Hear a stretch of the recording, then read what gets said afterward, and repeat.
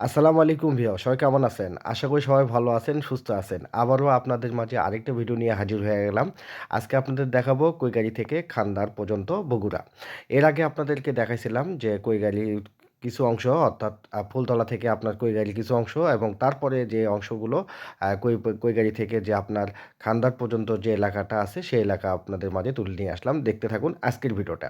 আজকের ভিডিওতে দেখতে পারতেছেন যে রাস্তাটা একটু মোটামুটি খারাপ হলেও কিন্তু ভিডিওটা করে মজা পাইছি, কারণ অতটা খারাপ ছিল না।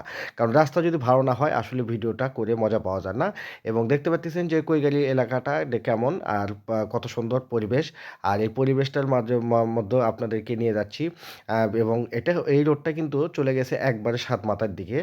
কারণ এরপরে হচ্ছে আপনার খান্দার পর থেকে আপনার সূত্রাপুর থেকে বা বগুড়া শহর যেসব মানে জিরো পয়েন্ট যেটা বলা হয়, যেটা সাতমাথা সেই এলাকাটা।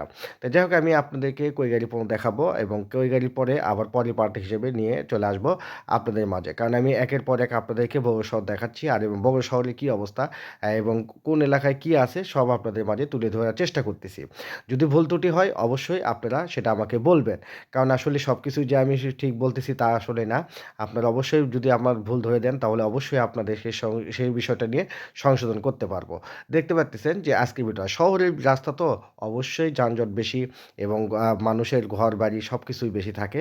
যার জন্য দেখতে পাচ্ছেন সবুজে কম দেখা যাচ্ছে, অর্থাৎ গাছপালা কম দেখা যাচ্ছে। কারণ শহরের ভিতর গাছ নেই বললেই চলে। আর ইউনিয়ন পরিষদে যান, গ্রাম পর্যায়ে যান, দেখবেন যে শুধু গাছ আর গাছ, যেটাতে মানুষ একবার অক্সিজেন মানে তাজা যে অক্সিজেন সেটা পাওয়া যায়। কিন্তু আমাদের শহরে কিন্তু তা পাওয়া যায় না।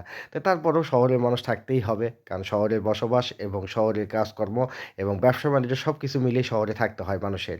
তো যাই হোক, আপনাদেরকে অনেক ধন্যবাদ সবসময় আমার বগুড়ার ভিডিওতে থাকার জন্য এবং অনেকেই অনেক জায়গায় দেখতে চান, তার জন্য আপনাদেরকে অনেক, অনেক ধন্যবাদ এবং ভালোবাসা সবসময়। আপনারা অবশ্যই বগুড়া শহরে যদি কোনো কিছু না কোনো দেখতে চান অবশ্যই আমাকে বলবেন, সময় সাপেক্ষে সে একের পর এক হিসেবে আপনাদেরকে ভিডিওতে দেখানোর চেষ্টা করব।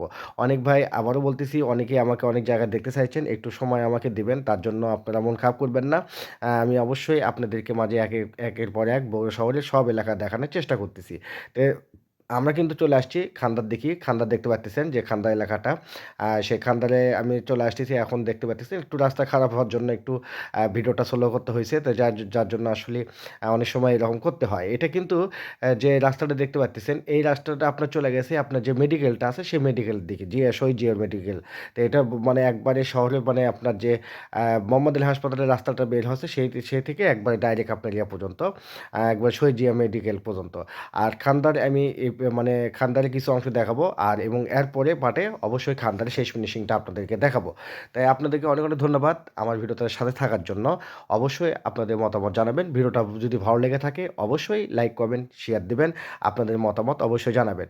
আপনাদেরকে আবারও অনেক, অনেক ধন্যবাদ এবং ভালোবাসা অবিরাম। আজ এই পর্যন্তই। পরের ভিডিও দেখার আমন্ত্রণ জানিয়ে সবাইকে ভালোবাসা অবিরাম। সবাই ভালো থাকবেন, সুস্থ থাকবেন। আল্লাহ হাফেজ। আসসালামু আলাইকুম।